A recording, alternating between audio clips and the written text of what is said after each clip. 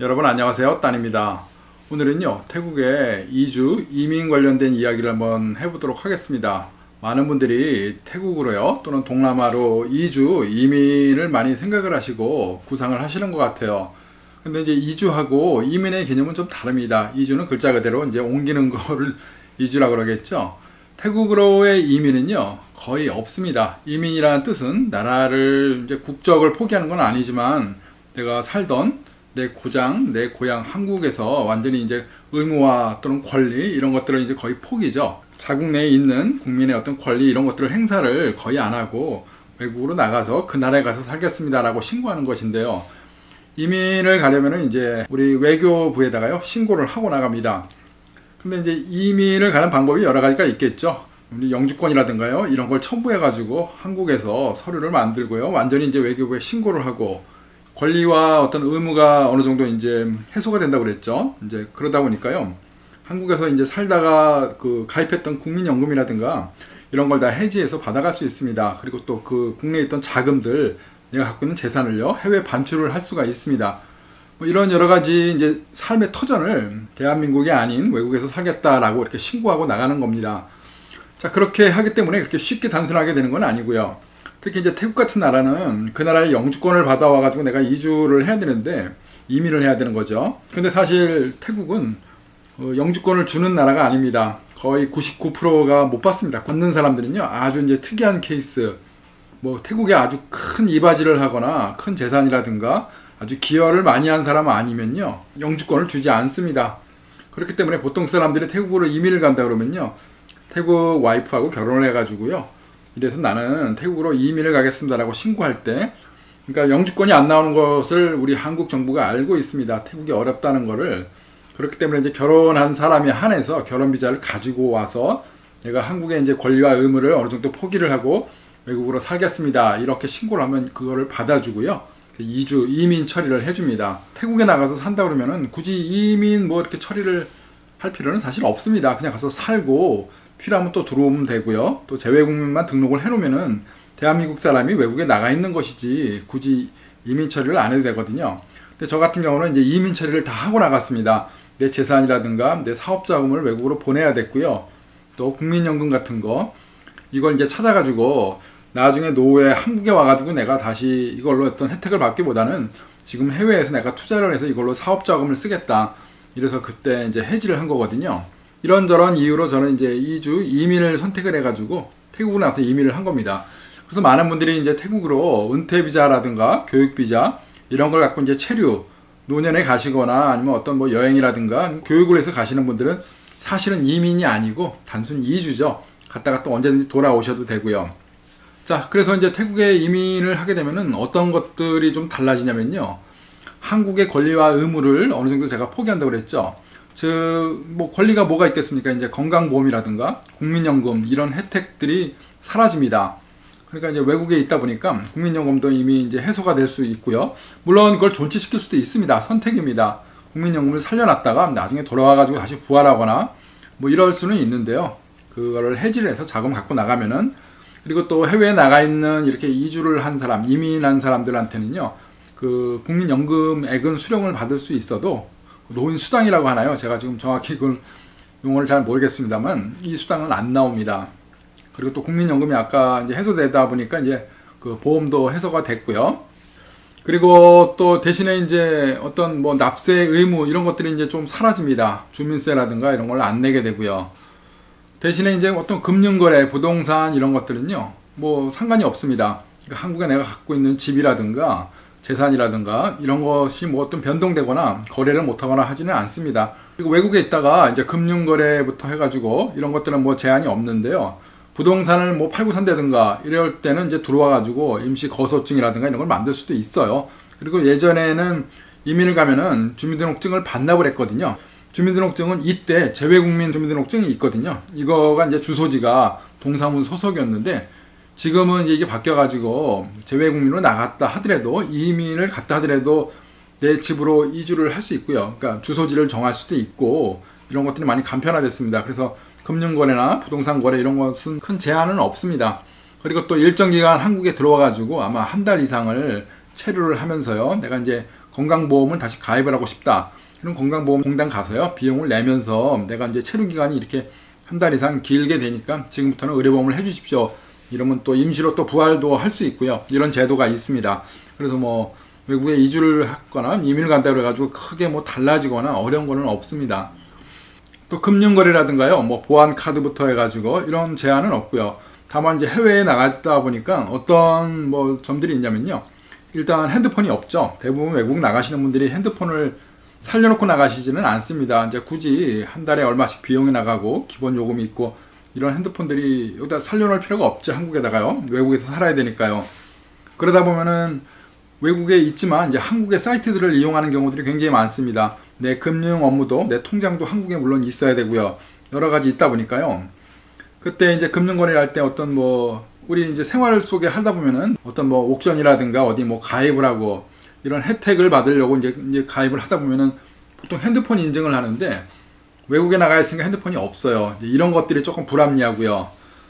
외국에 있다는 증명이 됩니다. 거기 이제 그 온라인 상에 나는 외국에 있으니까 확인해 주세요. 그러면 핸드폰 그 인증 대신에 해외 그 체류증, 그 출국 기록 사실을 확인해 가지고 그런 것들을 대행해 줄 수도 있습니다. 그러니까 뭐 제가 살아보면서요, 특별히 어려운 거는 없고, 대신에 뭐 이제 한국에 있는 온라인 사이트, 뭐 게임 사이트라든가, 뭐 이런 거 가입할 때, 뭐 약간의 어떤 뭐 그런 조금 불편함, 이런 거는 있긴 있어요.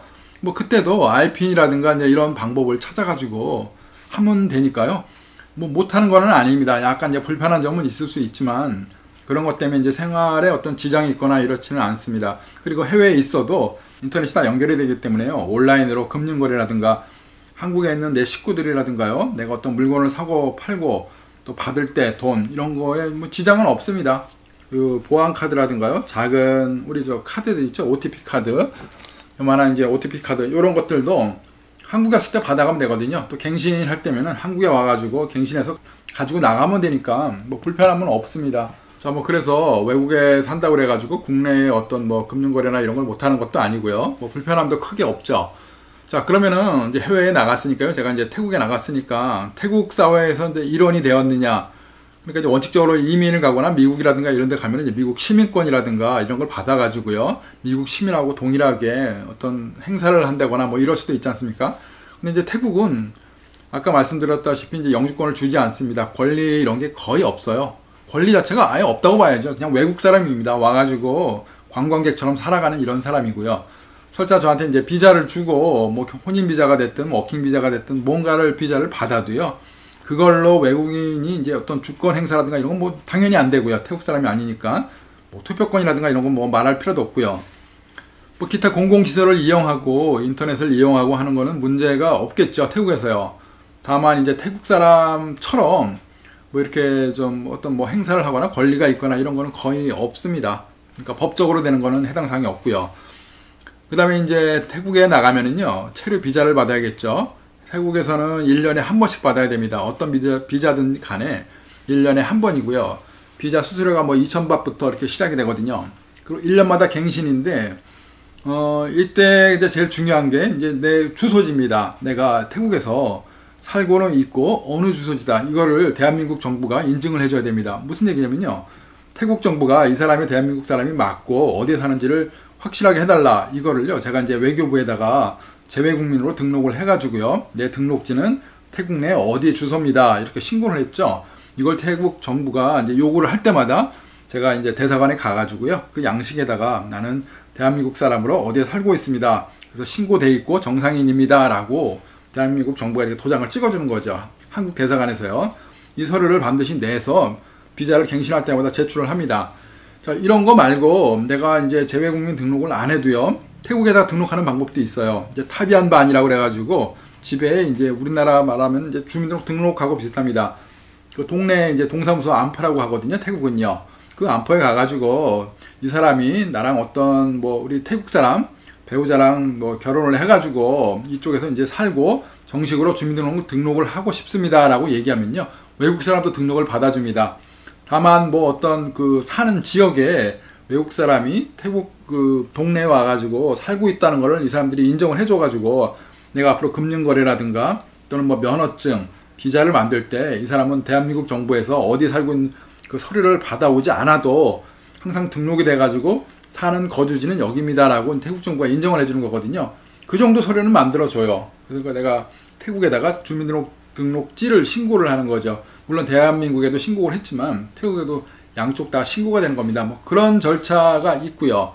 비자가 있다고 해서 특혜를 주거나 대한민국에서 제가 이민 처리를 하고 왔든 안 왔든 상관이 없어요.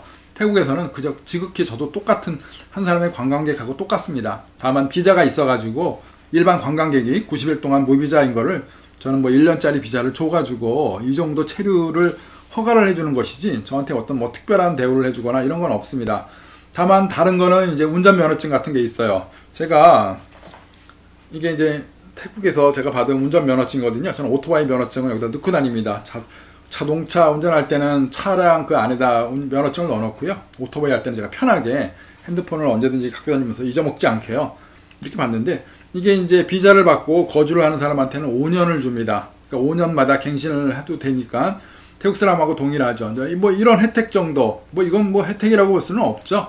동일하게 이제 제가 세금 내고 똑같이 내고 그리고 나서 이제 뭐 운전을 하는 거니까 이거는 뭐 혜택이라고 볼 수는 없는 것 같아요.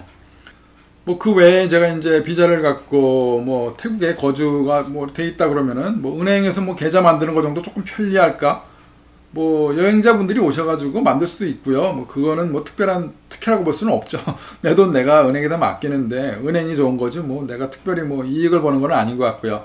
다만 이제 금융거래 같은 거 좀 편하게 한다는 거 뭐 그 정도뿐인 것 같고요. 저 같은 경우는 제 집사람이 외국 사람인 남편하고 사니까 제 명의로 이제 가족 카드라든가 뭐 이런 거를 이용할 수는 있겠죠. 카드사에다가 회원으로요.